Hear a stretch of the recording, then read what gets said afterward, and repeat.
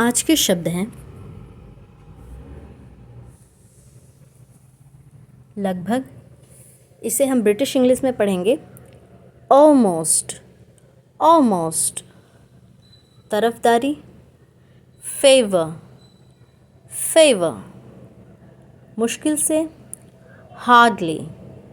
Hardly. शायद probably।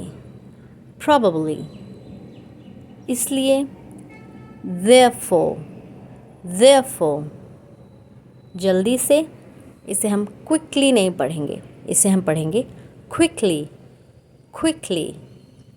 कोई भी anyone। anyone। गहराई से deeply।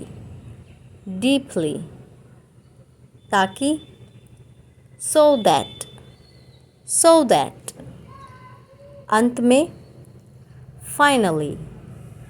finally।